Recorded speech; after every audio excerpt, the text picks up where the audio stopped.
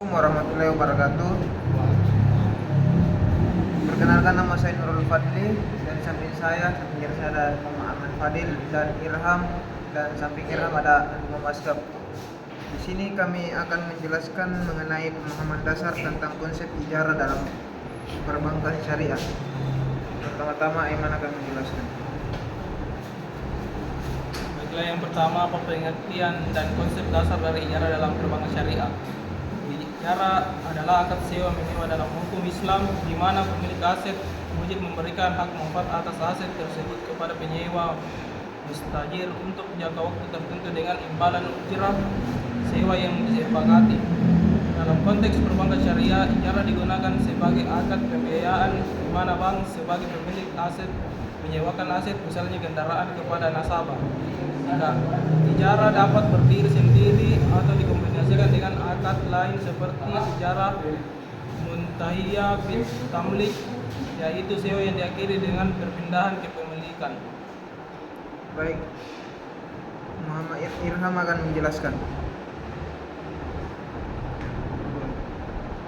Nomor 2, bagaimana mekanisme pelaksanaan transaksi ijarah dalam perbankan syariah, terutama dalam konteks pembiayaan kendaraan bermotor. Mekanisme umum ijarah pembiayaan kendaraan bermotor. Yang pertama, permohonan nasabah. Nasabah mengajukan permohonan pembiayaan kendaraan. Bank membeli kendaraan. Bank membeli kendaraan dari dealer atas nama bank sendiri. Akad ijarah, bank menyewakan kendaraan tersebut kepada nasabah melalui akad ijarah atau IMBT. Pembayaran ujrah. Nasabah membayar sewa atau ujrah secara berkala sesuai kesepakatan. Perpindahan kepemilikan jika IMBT setelah masa sewa berakhir dan sewa kewajiban diselesaikan, kendaraan dapat menjadi milik nasabah melalui akad hibah atau jual beli simbolis.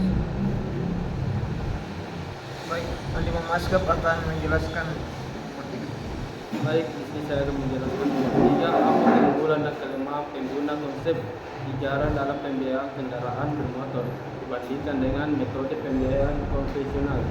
Keunggulannya, sesuai prinsip syariah, menghindari riba karena tidak ada unsur bunga. Kepemilikan aset tetap di bank, bank menanggung risiko kepemilikan selama masa sewa. Fleksibilitas akad bisa dikombinasikan dengan akad lain seperti IMBT. Transparansi biaya sewa dan tanggung jawab jelas sejak awal. Ada juga kelemahannya, yaitu tidak langsung memiliki kendaraan, nasabah hanya memiliki hak guna bukan hak milik. Ada juga risikonya, pemeliharaan bisa membingungkan jika tidak diatur dengan jelas, bisa menimbulkan sengketa soal biaya perawatan. Lebih kompleks secara hukumnya dibandingkan kredit konvensional. Akad ijarah memerlukan pemahaman lebih dalam soal hukum syariah. Baik, Muhammad Fadil akan menjelaskan pendapat. Baiklah, bagaimana bank dapat mengelola risiko-risiko yang terkait dengan transaksi ijarah, khususnya dalam pembiayaan kendaraan bermotor. Strategi pengelolaan risiko. Asuransi syariah takaful, bank mengasuransikan kendaraan selama masa sewa. Regulasi kelayakan nasabah, menilai kemampuan bayar nasabah secara ketat. Klausul dalam akad menjelaskan siapa yang bertanggung jawab atas pemeliharaan ringan dan berat. Monitoring rutin memastikan kendaraan digunakan sesuai perjanjian. Garansi dealer atau manufaktur mengalihkan sebagai risiko teknis dalam produsen.